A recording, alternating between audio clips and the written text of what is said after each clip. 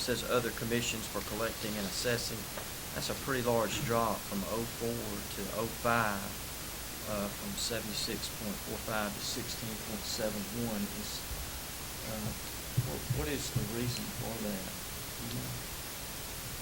I think I checked with the person who does this fiscal report, and I tried to get the answer to that. I have not been able to get him yet. He wasn't available at the time, but I will definitely get that for you on that. Mr. Tumlin. For fiscal year '06, I know you probably don't have the detail, but it was 14.7 for '05. You have an idea what it was for this year?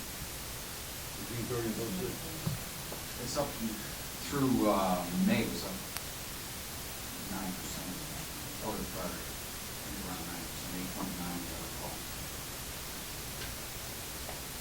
Shay, I'd like to go down to the property tax session down at the special assessment program.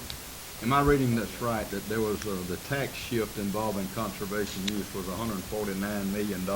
That was for the year '05? Yes, sir. That was for tax year 2005. That was, though it says a shift, and that's what it was. It took the property tax off of those in conservation use, and then through millages or increases in millages and everything, it was shifted to the rest of it. Yes, sir. And behind you, I've pulled up the annual report that we send the legislature every year on the screen here. And I didn't have it available. I didn't realize we might need that. But since it's here, you can track it through the years. You look here behind you. I'm sorry, y'all have to turn around for this. But we call it conservation use revenue loss, but that is a misnomer. It really isn't a revenue loss. It's a revenue shift. You know, anytime you grant an exemption, all you're doing is shifting the burden from one taxpayer to another. So you can see from 1997, of course, the conservation program's been in effect since 1992. So we still have 5 previous years that I'm not showing on this graph. But the revenue shift was let's say 32 million in 1997, and 2004 it went up to 127.3 million, and of course, as Chairman Roy has just talked about, now it's at 149.3 million. So it's growing. Those that have properties in that would say it was a tax saving. Oh, yes, sir. It is a tax savings for some. Any other questions, members of the committee? We appreciate your presentation, and we'll look forward to receiving those other sources of information that have been asked for. Our next presenter is Clint Mueller, Legislative Director for ACCG, our County Governments Association. Clint, where are you? There you are. Okay. Since most of these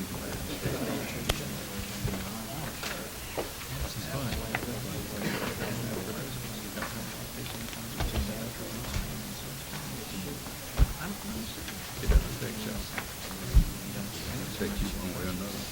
It affects you as a property. Thank you, Chairman Roll, members of the committee. We appreciate you inviting the county commissioners to share with you today a little bit about where our revenues come from and what we use those revenues for. I've got a presentation that I'm putting up on the screen behind you, but you've got the same presentation in your notebook. Let me just real quickly explain what's in your notebook there. In the left-hand pocket, you've got a copy of our property tax video. This is about an 11-minute video, and it sort of explains how property taxes are collected, what we use property tax revenues for, what's the appeals process, all this stuff. It was designed really for commissioners to use with their constituents to help people understand the property tax system. So we encourage you to take a look at that video in your spare time. We also have a copy of the video on our website. In the right-hand pocket, in addition to the copy of the presentation, you've got 2 other documents there. This is a pretty extensive list of all our revenues and our expenditures. All the revenue sources the counties have should be on this list. This came out of the Uniform Chart of Accounts, which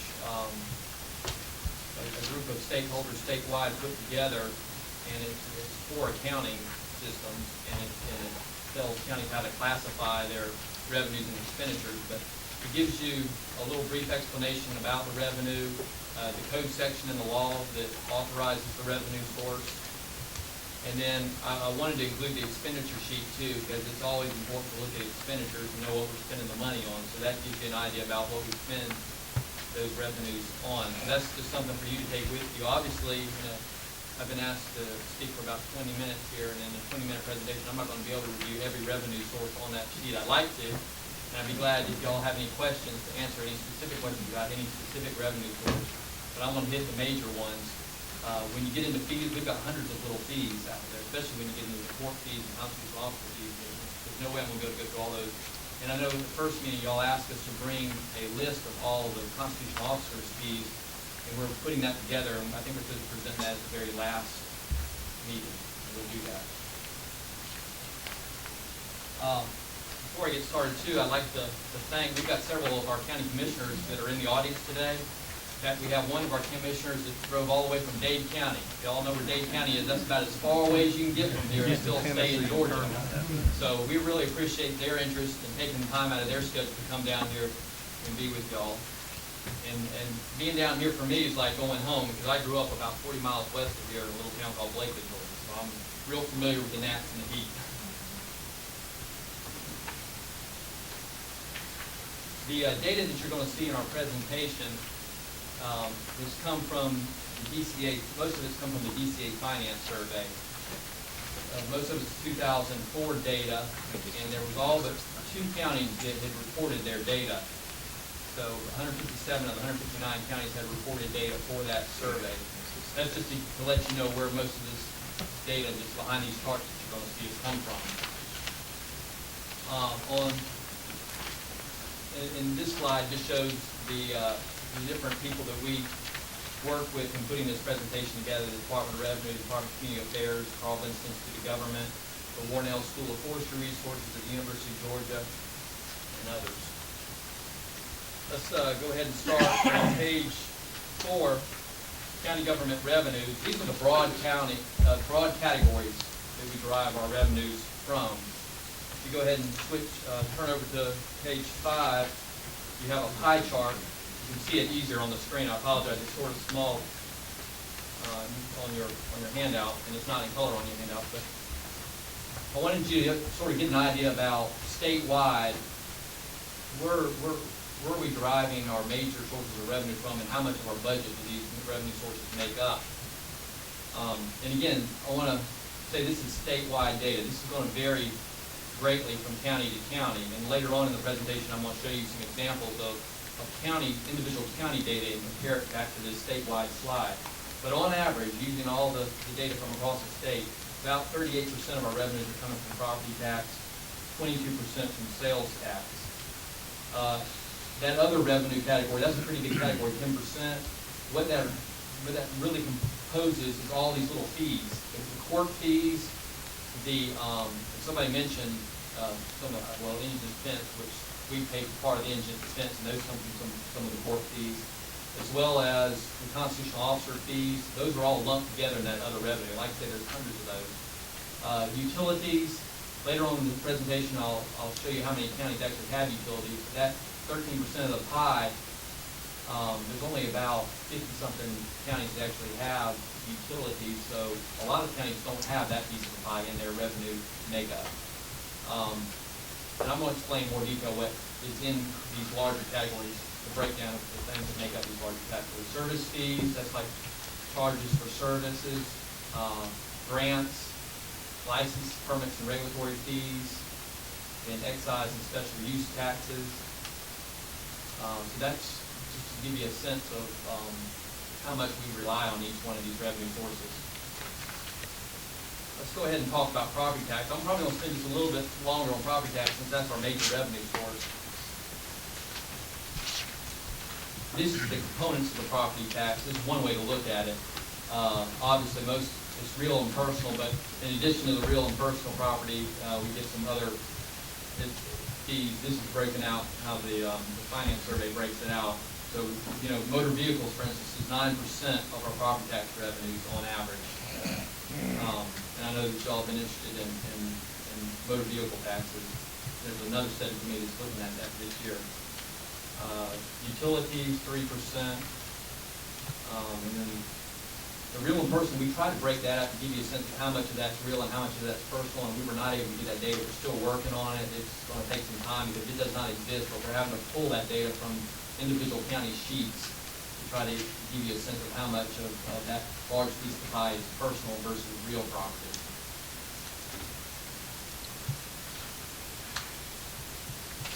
Page 7, again, just to give you a sense of the property tax and where it's going.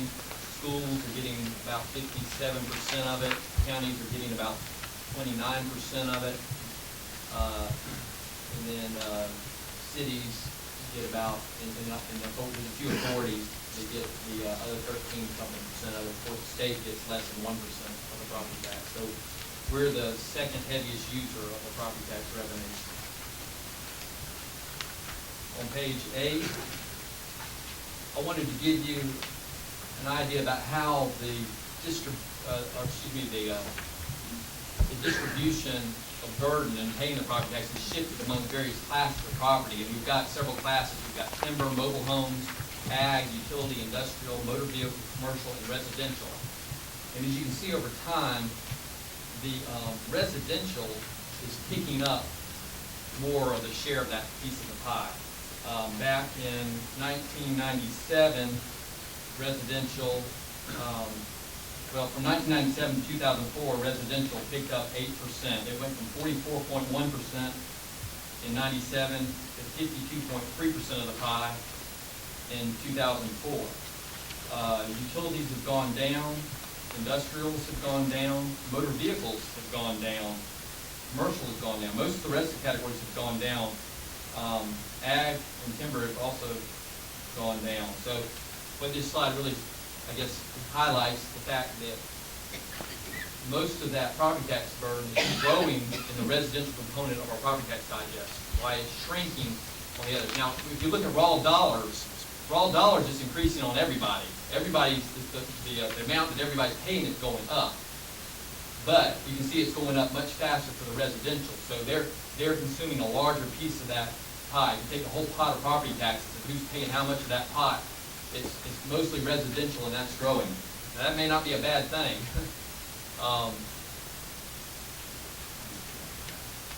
Changes in on the next page, page 9, shows the changes in Georgia property tax levy. Clint, Yes. we have a question here, Senator Heath.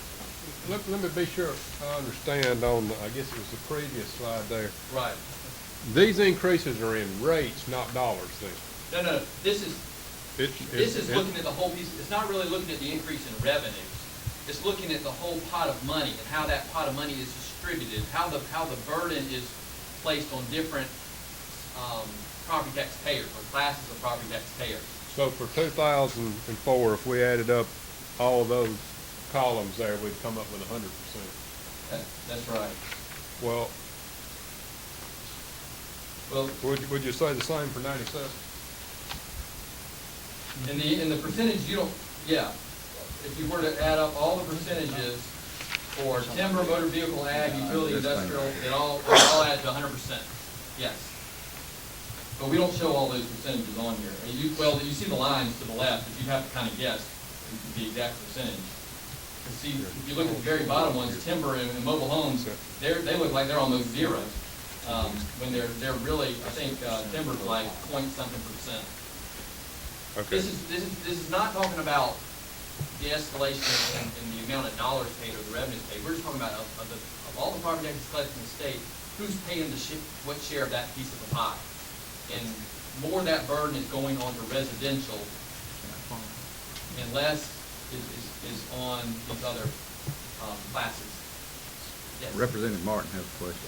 Follow up with that, and again, I think everybody's concerned with, the residential taxpayer as well as the commercial taxpayer. Is there any analysis, or has any analysis been done to attribute that? I mean, more people live in Georgia relative to the property tax than they did even 10 years ago, because there's more residential construction. I mean, we only have so much land in Georgia, but there's more land that was in agriculture is now in residential. That's not accounted at all. This is just raw numbers, cutting up the pie by percentage. You're not taking into account that there are more residential. Well, I'm sure that's what's driving the residential piece of that pie getting larger, because we're a high growth state. We've got a lot of people moving in. At the same time, there's farmers that are getting out of the farming business. There's industrials that are leaving our state. So we're losing that part of our digest, or that part of the digest, excuse me, is not growing as rapidly as the residential component. So I agree, I think that. My only question, this is raw data, you haven't factored any analysis as to there's more residential, less farming, it's just raw data. That's right. Okay. That's just showing the total pot of revenue we get and how much of it's coming from what source. Senator Seaball has a question. Thank you, Mr. Chairman. Mr. Chairman. Clint, so basically, more property going into residential being taxed, and that is helping contribute, but also increased assessments is driving that number too. Am I correct? Well, the increased assessments would apply to everybody. I mean, when assessments go up, everybody gets the increase in the assessments. In fact, homeowners sometimes have some protections, like a few of our counties that have these floating homestead exemptions, they actually get some protections that help limit the effect on them, where the commercial properties in the ag and timber and others don't get that protection, so they would actually get more of a shift and feel more of the burden when assessments go up. Well, it ain't happening in my county, I can tell you that right now, because that is a huge, huge issue. The accelerated rate of assessments are going up, which is driving the property taxes we're paying up. Because when you look at just the numbers of more residential, you would think that motor vehicle would be somewhat impacted in it too. You see that motor vehicle has gone down. Now, is there any way that we can get you to break down that information for us? Sure. What the impact is on assessment of just growth in residential property? Sure, I'm actually going to get slides that may help with that. In fact, this slide that I've got up, which is on page 9, Thank you, Mr. Chairman.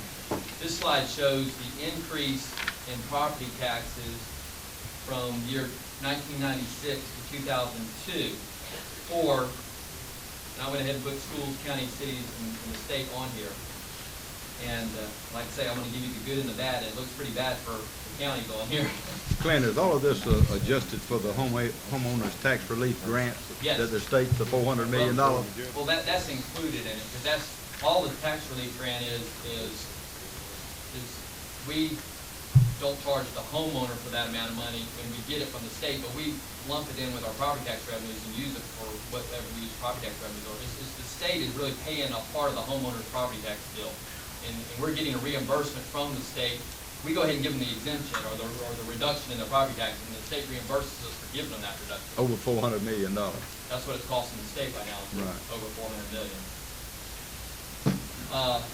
Anyways, this shows the actual increase in dollars in property tax over the last 10 years. As you can see, the schools have gone up 51%. Counties 88%, cities 60%, other is probably authorities, and the state 64%. You can see on the left-hand column in billions of dollars how much property tax has been increasing. This shows for the counties how much of the increase is taking place, accounting for inflation, accounting for growth. In other words, new people moving in. We show it as a percent of personal income.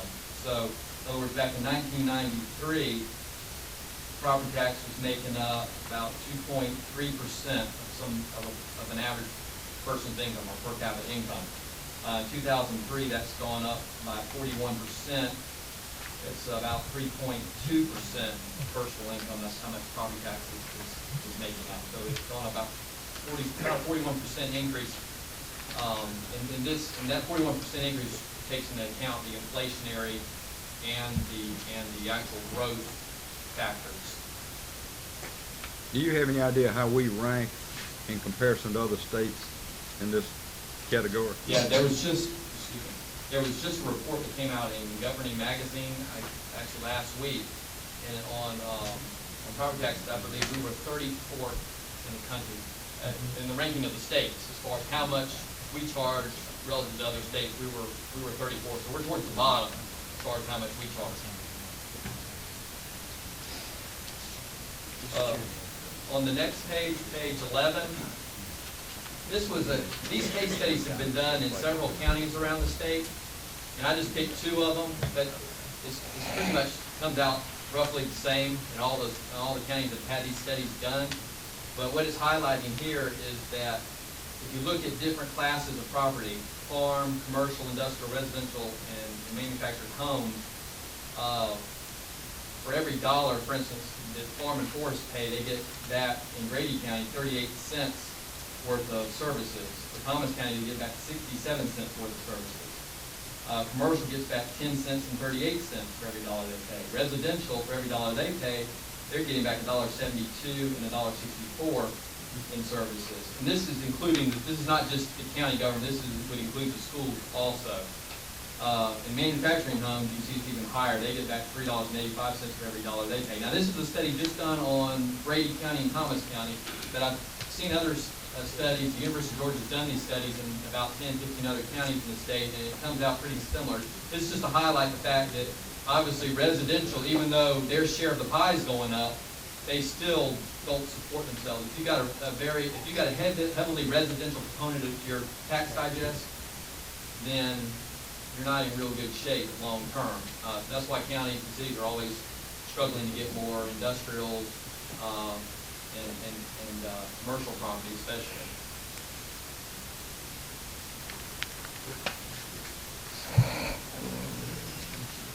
Mr. Chairman, Mr. Mills? a couple of pages back when you were talking about the changes in Georgia property tax levied by taxing authority, and you said that if I heard you right, you said that other